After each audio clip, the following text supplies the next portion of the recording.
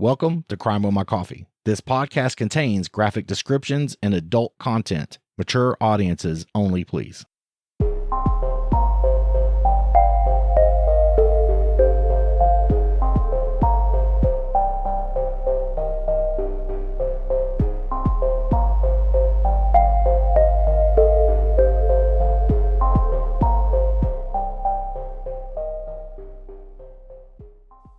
Hi, y'all, and welcome to Crime with My Coffee.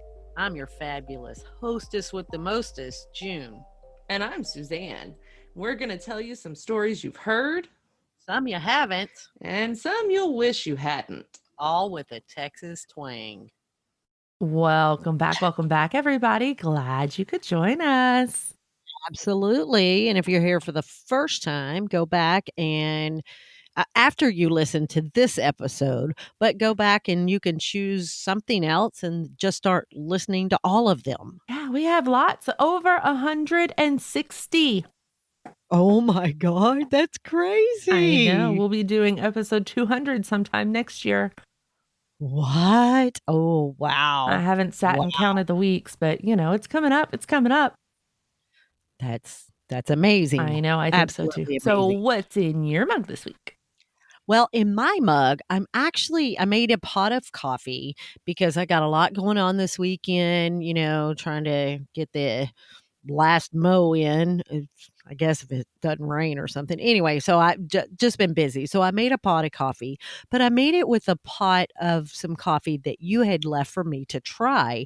It's the Bones Coffee Company, the Crusaders Cup. It's the Indiana Jones coffee that they made. And oh my God, it's amazing. It is amazing. I could not figure out the sweetness about it. You know, I mean, it smelled great. I mean, just when I opened the jar that I had put it in, it smelled amazing. But as it was brewing, it was just, I was like, oh my God. But I'd already put some creamer in my coffee cup. Not a whole lot, but a little bit of French vanilla creamer. And this coffee, luckily it was just a little bit. And I'm so glad because I could really taste the coffee. And I actually had to look it up because I was like, what is this sweetness that I'm tasting? I couldn't figure it out. So I actually looked it up, and in this coffee, it has hints of nutty chocolate, butterscotch, and caramel. And it was the butterscotch that I was tasting. I just couldn't put my finger on it, but oh my God. So now I don't have any left. And I don't think they're making it anymore either. I was like, I'm going to buy some next time they do this because this stuff is so good. I was blown away. That's all I can say. Blown away. So anytime y'all are able to get the Indiana Jones Crusaders Cup from Bones Coffee Company, oh, dude, grab it because you will not be disappointed. They do still have it. Okay, I'm going to order some because it is still currently available. Well, next time I make some, I'm actually going to try to drink it without creamer in it. I think that I can do that because this coffee is superb. It's so good. Anyway, enough about my coffee. What do you have in your mug today? I am drinking the Tim Hortons Canadian medium roast. Just your regular non-flavored, nothing fancy coffee. I ordered my Canadian chips the other day. Nice. And they came in. I only order them about once a year or so because they have to import them from Canada. And it's like $17 a bag of chips. Oh my gosh. Because they don't make them in the United States anymore. Right. And it makes me sad because they're really good. So usually right around my birthday, I will add a bag to our Amazon cart, and eventually the husband or I will order them. And I ordered them and they finally came in. And so I was like, you know what? Canadian chips. I'm going to have my Canadian coffee. I don't have Canadian coffee creamer. I have Dunkin' Donuts extra creamer, but you know, we're doing the Canadian thing today. Nice. Very, very nice. So, well, I have got a case for us this week. Woohoo. Good. That means I can just veg out for a little bit and enjoy this coffee. Yes, enjoy your coffee while I drink mine and get frustrated again. Uh-oh. Okay. I'm ready. Okay.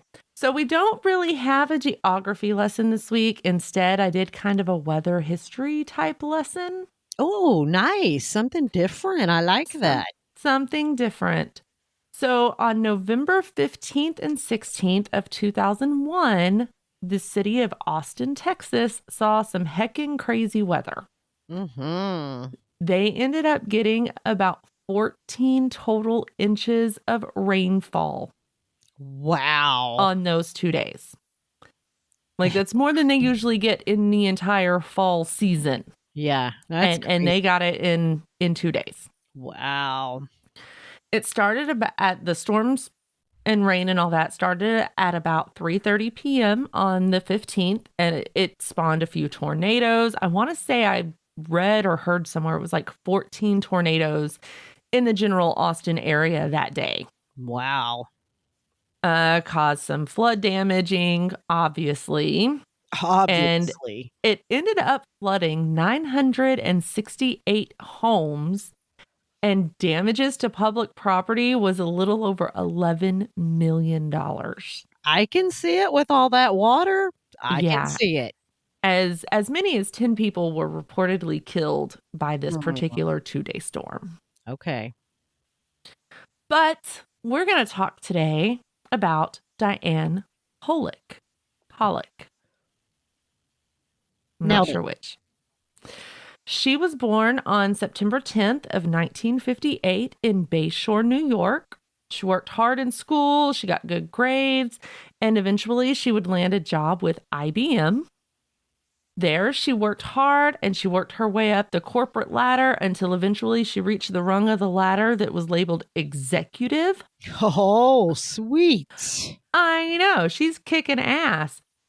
Anyway, so she's doing a lot of traveling for work. One of these travel trips took her to Austin, Texas. And evidently at that point, she said, you know what? I'm just going to live here. And in 1996, that's what she did. She packed up and she moved to Austin. Nice. She bought a home. She's still working for IBM. A lot of her work she was able to do from home because, I mean, come on. She's like way up towards the top of this ladder here. Oh, yeah. She can do what she wants. Yes.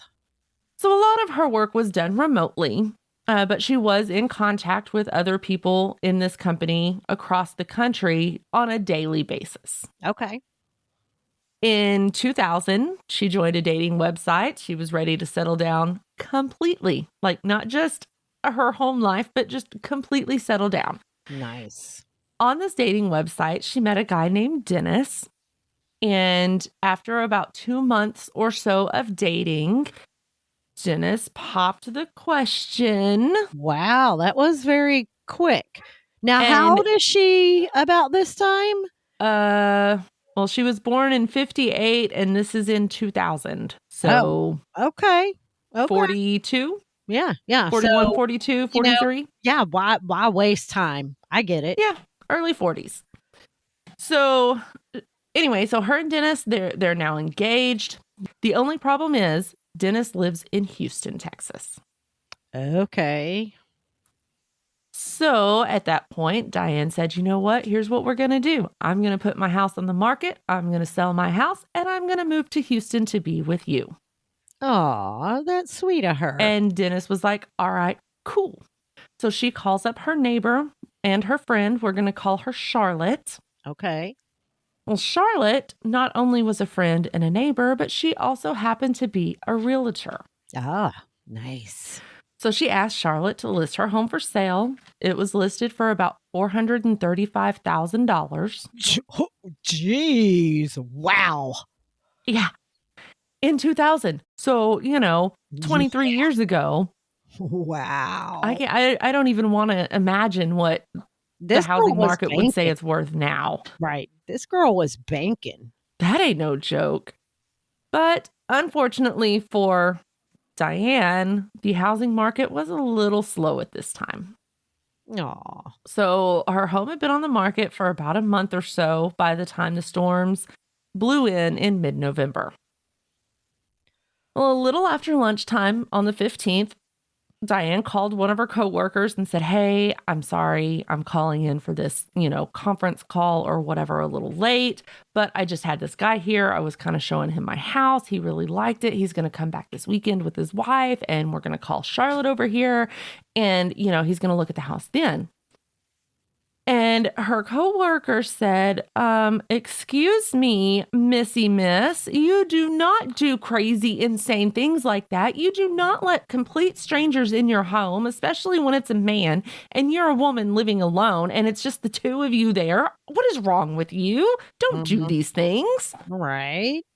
And then, she scolded her, and then they went on about their business, handling business as usual. Possibly a little chit chat or whatever, because they're friends and coworkers, Okay. Yeah. Well, that afternoon, the storm started up, and Diane was on a call with another coworker and said, "Hey, look, I've really got to go now. The storm is really amping up. I got to get off the phone. I got to shut down my computer. I got to get everything shut down." Right. Well, on the next morning, the 16th, there were a couple of different people that were trying to get a hold of Diane. She had other conference calls scheduled and stuff like that. They called her a few times, didn't get an answer, called her cell phone, didn't get an answer, shot her a couple of emails, still no reply. Well, that's probably because everything is drowned there, and Well, that's these coworkers, are now calling other coworkers, across the country, and they're going, we know they had some pretty bad storms last night in Austin. We know there were a couple of tornadoes that were there that touched down. Maybe her house got damaged. Maybe she's trapped in her house, oh my gosh. Right. So they call the Austin Police Department and they ask, "Hey, can you go check on Diane?" And they said, "Sure, absolutely, not a problem." So the cops go out there and they notice, there's not really any damage done to her house. Thank goodness. Yeah. The doors are locked. The windows are locked. But they're peeking kind of in through the windows, trying to see if everything looked okay on the inside. Right. And they noticed that her dogs had pottied all over the floor. Oh. So they're like, okay, well, the dogs have been locked up for quite a while, obviously. Yeah. And that's when Charlotte noticed the cops over there. And Charlotte comes over and she goes, "Hey, what's going on?" And they said, "Oh, we were called to do this welfare check." And she goes, "Oh, well, I have a key. I can let you in."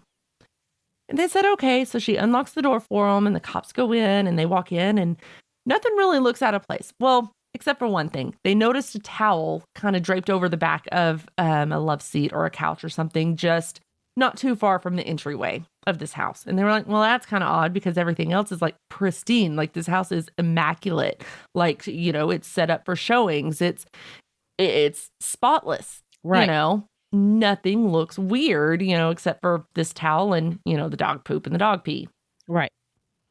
So they're going through the house and they don't see anything and they go upstairs and they're checking all the rooms.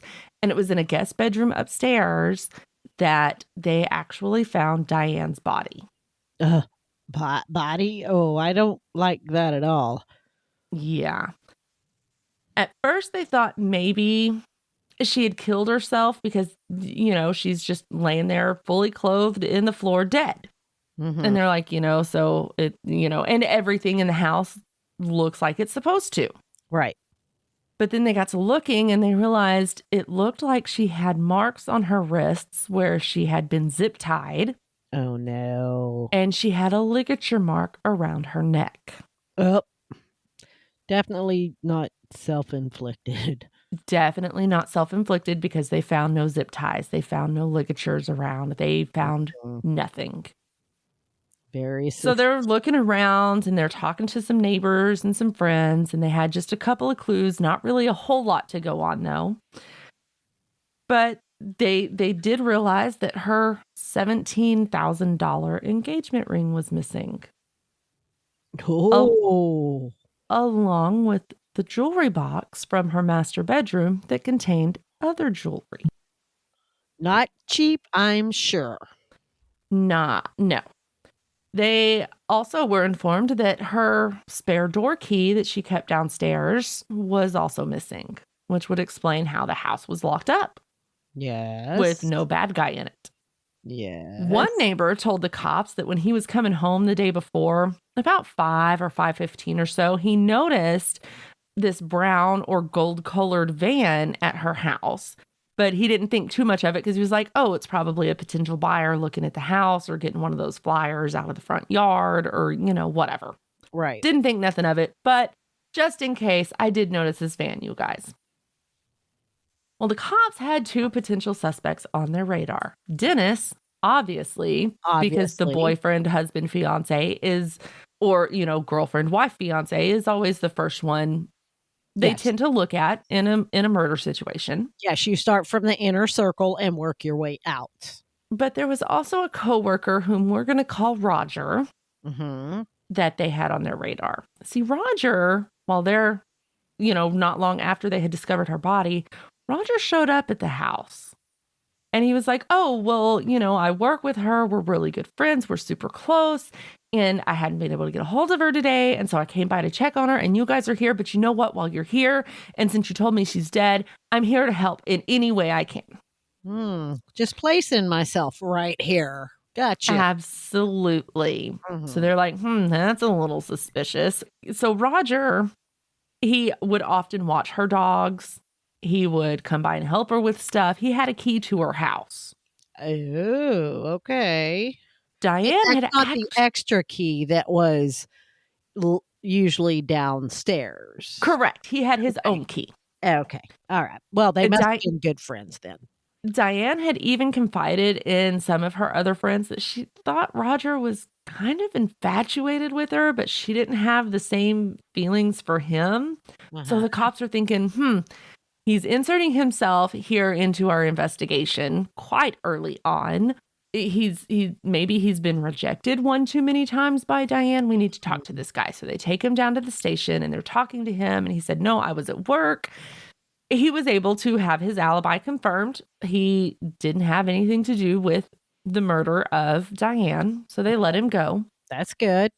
And they're still trying to get in touch with Dennis, though. After a hot minute, I want to say it was a day or two before they were finally able to get a hold of Dennis. Dennis swore to them, dude, I've been in Houston this whole time, working. I've got credit card receipts to back me up. I've got, phone records to back me up. I've got all this stuff to prove that, I was in Houston. I was not in Austin. I had nothing to do with this. And they check him out and they clear him and they're right back at square one with no suspects at all.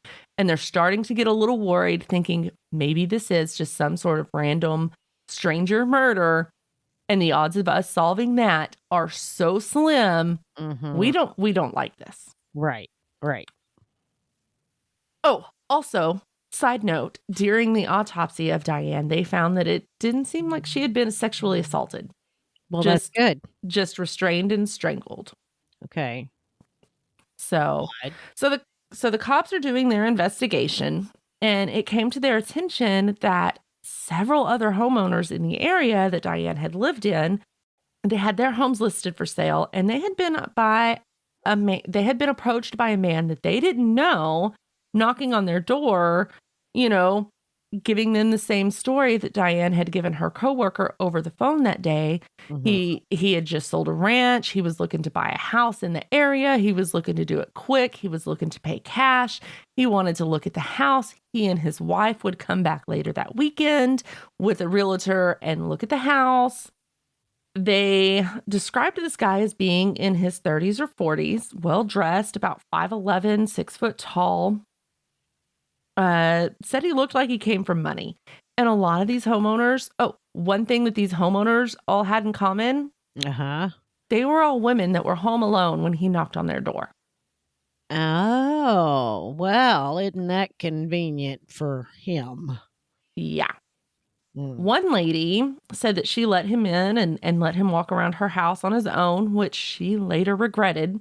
She said it wasn't long after he came in that she started getting kind of creeped out because she noticed he wasn't really turning on lights in rooms. He wasn't opening doors. I'm sorry, if I'm looking at a house, I'm opening every door, whether it's a cabinet door, medicine cabinet, closet door, Oh. whatever, back door. I'm opening all the doors. Oh yeah, me too. Turning on all the lights, and I'm like, yes, I'm. Oh all yeah, I'm over flipping it. all the switches that way. If I do buy this house when I move in, if I don't know what that switch controls, like we have a problem. I should know what all my switches do before I buy this house. Yep, I feel you. Yes. So, but she was like, that was really odd to me. And then he made his way up the stairs to go look at the bedrooms and stuff. And when he got upstairs, he started shouting down questions and saying, hey, why don't you come show me this? Hey, why don't you come up here and show me that? And she was like, I was super creeped at that point. And I just would yell the answers up to him. I was not going up those stairs with this guy. Good for her. And after he couldn't get her to go up the stairs, he finally came downstairs and said, hey, all right, I'll be back later this weekend with my wife to look at the house. She never saw this guy again. Mm-hmm. But he did give her a name. Oh, nice. He told her his name was Walter Miller. And yes, she did know what he looked like because this happened just very recently. And she was totally willing to sit down with a sketch artist and come up with a composite drawing of this guy. Nice. So she sits down with the sketch. The cops are going to release it to the news channels later that evening. They're going to, put it in the newspapers, get this picture out. Hey, maybe this guy knows something. Not necessarily that he's the guy that did it, but maybe he knows something. Right. So they go and they do their fancy cop Google search on the name Walter Miller, and they come up with two possibilities. They rolled both of them out though, and realized that this guy was probably giving a fake name to everybody, and this was probably a fake story to get in these houses, and they had a bigger case and more trouble than they originally had bargained for. See, they were able to rule out these two Walter Millers because this guy had been described as being in his 30s or 40s. One of the Walter Millers was in his early 50s. The other Walter Miller was 101. Wasn't that guy. No, wasn't the guy. And then again, like I said, they were getting more and more calls about, from all these women saying, hey, I had this creepy guy show up at my house too. Yeah. One woman said that he had come to her house earlier in the year, but she wouldn't let him in. She said, no, I'm not going to let some strange guy in my house while I'm home alone to look at my house. That's not going to happen. Call the realtor, call your own realtor, set up a time to come see the house. It's fine. Smart girl. And he got kind of pissy, but he left. But she said that he came back a few months later. What? And was like, no, I really need to see your house. And she absolutely refused to let him in the house. And he was getting more persistent and he was being more bitchy about it and more rude. And she just finally said, dude, get off my porch, and closed the door and locked it and went and wrote down his license plate number. Nice. Oh, by the way, Mr. Coppicer, I still have his license plate number. Here you go. Sweet. And she also said that she had seen his picture in the paper, this composite sketch, and she goes, yeah, I'm that could totally be the guy that showed up at my house. Here's his license plate number. Oh, sweet. Another lady said that the guy in the sketch had come by her house, and she happened to see him as he was, he pulled a flyer out of her yard by this for sale sign or whatever. And he pulls this flyer out and he starts walking up towards her house, and she sees this and she's like, oh crap, I just put my two little kids down for a nap. I don't want him ringing the doorbell. So She opens the door and she says, hey, can I help you? And he was like, yeah, I wanted, do you have a floor plan of your house? And she was like, well, I don't have one that I can give you. He goes, well, can I look at, can I come in and look around? And she said, well, okay, fine.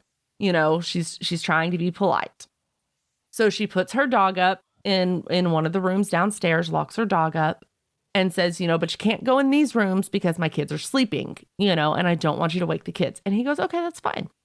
So he's looking around the house, and she's, kind of leading him through this house on this tour of her house.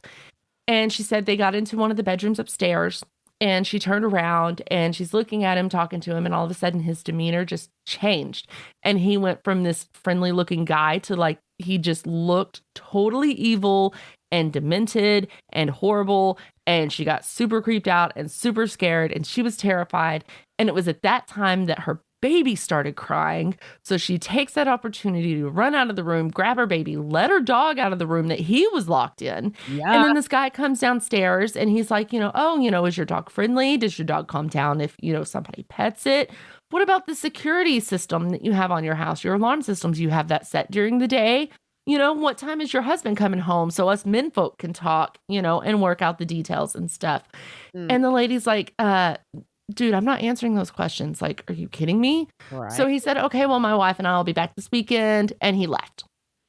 But she realized that he had left the flyer on her countertop that he had gotten out of her yard. Right. So she called the cops and said, I still have this flyer. I'm sure you can get his fingerprints off of it. Nice. Very nice. Yeah. So now they have a description of this guy. He's telling all these people this same story. Mm-hmm. They've got a license plate number. They've got a description of a van that was at Diane's house. And they have fingerprints. Nice. Possibly. Awesome. So they go to pick up this flyer, so they can run all the tests on it and get all the fingerprints that they can and such. And everything came back to this guy named Anthony Russo. Actually, his name was Patrick Anthony Russo, but he went by Anthony Russo, and that's what everything except his court papers called him. So we're just going to call him Anthony Russo. Okay. And they're kind of looking into him, and they're thinking, well, I really don't think this could be our guy. Because, he was the lead singer in a Christian band. He was the music director at his church over in Bastrop, which was about 40 miles or so away from Austin. Now, we really don't think this could be our guy, but let's go ahead and run him through this cop Google search just in case, And they run him through that and they realize, oh, well, maybe we should look into this guy because he's actually out on parole. What? Because he had been in prison for aggravated kidnapping, and he was suspected in several other attacks on women where their assailant had gotten them alone and then strangled them. Oh, wow. What a coincidence there. So they get a search warrant for his house and then drive out to his house. He's there. He's at the house. He tells his wife, hey, I'm sure it has something to do with my parole. They want me to come talk to him. I'm sure it's just formalities. It's fine. I'll be back in a little bit. Mm-hmm. So he goes to the station with them and they're searching his house. They're looking for jewelry or, these zip ties or anything that would tie him to this crime scene. Right. They found nothing. Dang it. I know. At the station, he tells them, I was in Austin on that day, but I'm not looking for any houses. I'm not looking to buy a house. I'm not looking to move. I was actually only in Austin because I was going to this radio station to drop off a CD demo because I'm trying to promote my band. Mm-hmm. And they said, oh, okay. He goes, but, I did get lost in the storm. I went to the radio station and the door was locked and I knocked on the door and nobody came to the door. So I left and then the storms came in and I got kind of lost in the storms and I ended up in a residential neighborhood and I knocked on this one door and this old guy came to the door and I was like, dude, I'm lost. Where am I? How do I get out of here? And he was like, oh, you do this. And then I came home and that was it. Mm-hmm. Yeah. And they're like, okay. They weren't really buying all of this, but they didn't really have anything to hold him on, especially since they didn't find anything in his house. Right. So they have to let him go, even though it's against their better judgment. They really think they have their guy. Mm-hmm. Well, they go to the radio station to check his story out. And the station manager said, oh, yeah, I know that guy. He's been here before, but he wasn't here that day. Oh, well, there you go. And they said, are you sure he wasn't? Maybe, could you have just missed him? And he goes, oh, no, because the storms were coming in. We knew the storms were coming in and we knew they were going to be bad. So we had pulled everyone in this building into the lobby and we opened the front doors to this building. That way, if there were tornadoes, it would help equalize the pressure and maybe not explode all the glass in these doors. Mm-hmm. We were in the lobby. Straight shot to the doors, we would have seen him had he been here. He was not here that day. Nice. And they said, all right. Mm-hmm. Well, they also started getting some calls from some women realtors saying, hey, we've received phone calls from this guy. Pretty much basically almost the same story. He sold a ranch, wanted to buy a house, wanted to do it in cash, wanted to do it quick. And he wanted us to show him these homes. But he was very specific that he only wanted to see vacant homes, and he only wanted the female realtor to be the only one to show up to show him these homes. Ew, that's creepy right there. Yeah, definite red flag. Yep. Red flags all over the place. This looks like a freaking ponchos. Yep. Actually, I think those flags were green, but whatever. Yeah, I think they were red and green, maybe. Maybe. Yeah. Well, they were able to verify that these phone calls did in fact come from Russo, from his cell phone records and stuff like that. And they were also able to verify that his phone was pinging off of the towers in the area of Diane's home the afternoon of her murder. Oh, well, look at that. They were pretty sure they had their guy. Mm-hmm. So they go and they arrest him. And they have 15 of these homeowners that had called in about this creepy guy. They had them come in for a live lineup. 10 of these homeowners pick out Russo and said, "That's El Creepo." Yes, it is. Well, they also did a search of his computer and they found some crazy internet stuff on his computer. He was a member of this website that was described by investigators as tastefully erotic death scenes. Ew. He had over 1,000 pictures of women being strangled that he had saved or viewed there on his computer from this website. And they also found a video that he had downloaded a couple of days before Diane's murder. And in this video, the guy talks his way into the home of a woman by saying he was interested in buying her home. He strangles her, and then he makes it look like a robbery by taking some things. Basically, a play-by-play of what they were pretty sure had happened to Diane. Yep. Now, remember that towel that I told you they thought was kind of out of place? Yes. So they did find a couple of hairs on this towel. Mhm. Unfortunately, they didn't have the root intact, so all they could get was mitochondrial DNA from these hairs. Okay. They couldn't get a full DNA profile. Right. But they also found DNA on Diane's left hand Mm-hmm. that wasn't hers. Ah, nice. So between the mitochondrial DNA in the hair, the DNA that was on her left hand, and the DNA sample that they took from Russo, they were able to say that's probably 90% sure that's Russo's hair on that towel. This DNA on her hand belongs to Russo. We got our guy. We're going to trial. Nice. Very nice. So he goes to trial. He enters a plea of not guilty, and the state presents their case, hands it over to the jury. 11 hours of deliberation, and the jury comes back and said, nope, this guy is guilty of capital murder. It took them 11 hours? 11 hours, yes. Wow. Okay. But they came back, said he's guilty of capital murder. He was sentenced to life in prison, and he will be eligible for parole in the year 2044 when he is around 80 or so. And that's my case. Well, maybe he'll die there before he turns 80 or so. And wow, that's crazy. Women, watch your backs. Wow. Yeah, I don't let nobody in my house. Are you kidding me? Yeah, me neither. I don't like nobody coming to my house. I don't care if I know you or not. Me neither. And I'm going to tell you right now, sometimes I do sell things on like Facebook Marketplace or whatever, you know. I'll meet you at the police station. I'll give it to you there. Yeah. Well, a lot of places do have places at their local police departments, that are safe meet places or whatever. I'm not sure if my town has that or not. I don't know. I've always met them in very public places like our water park or the grocery store parking lot or something like that, and it's in the daytime, well-lit area, Plenty of lots people around. Yes. Yes. And when I am meeting somebody, I always text my husband or, one of my kids that are grown-ups now or somebody and let them know, hey, I'm leaving the house, meeting this person at this place. This is what they're supposed to be driving. This is the name that I have for them. Right. And then when, I text them, okay, so-and-so picked up the item or I picked up the item from so-and-so, whatever, going home now. And then text them again. I am home all by myself. Everything is safe and sound. Sweet. Every step of the way, I'm letting somebody know what's going on if I'm going by myself. Yeah, well, that's awesome.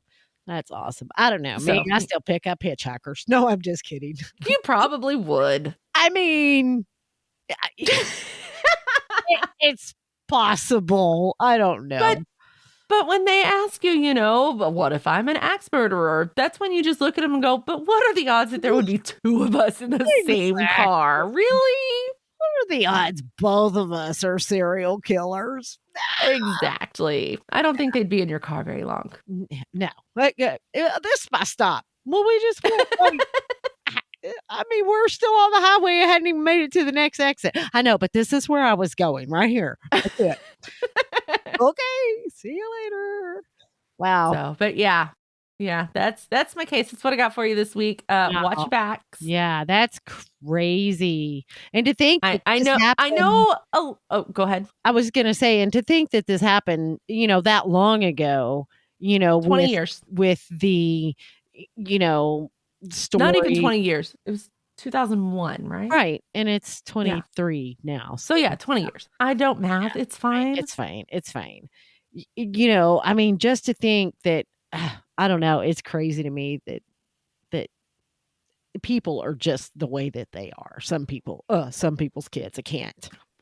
So I know a lot of us are taught, you know, be polite to people, Right. you know, be polite to strangers.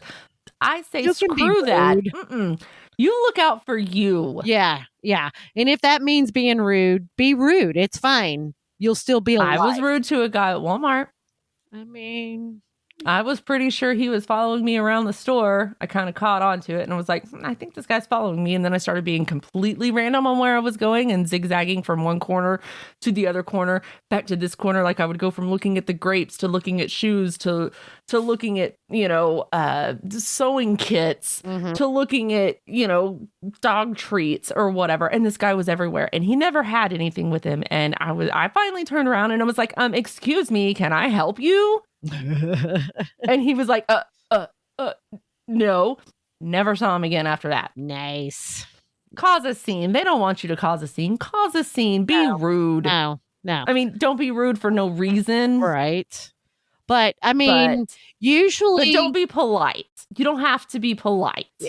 You know, I can tell you that if I'm at a store and some other female comes up to me and goes, I haven't seen you in so long, bitch, I'm playing along with you. Yep, we are bestest friends and I got your back. Absolutely. Absolutely. Yeah. Absolutely. 100%. I'll be like, oh my God, Becky, is that you? Seriously? You've changed so much. You look wonderful. Come on, let's go have a coffee and talk. Oh, yeah, absolutely. Yes.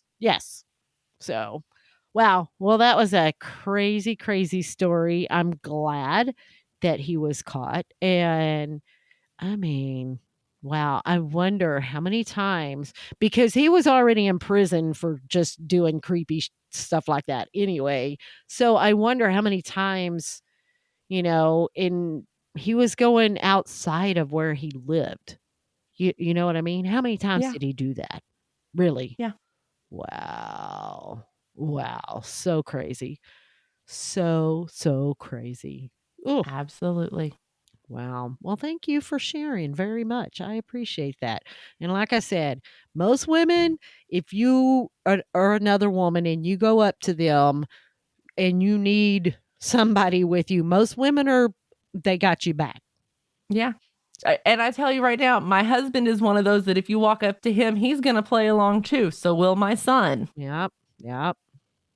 So my son-in-law, he'd be like, I don't want to be in public. So he's going to be at his house because he just doesn't like people in general. I get it. It's fine. Yeah, he won't be there. You won't see him at the store. But no, you won't see him at the store. He tries not to go. I mean, I feel him. So. Anyway, well, thank you very much for sharing. I appreciate that. I really do. Yeah. But yeah, that's what we got for you this week. We'll be back again next week with another new episode. So until then, you guys. See you later. Okay, bye. Bye.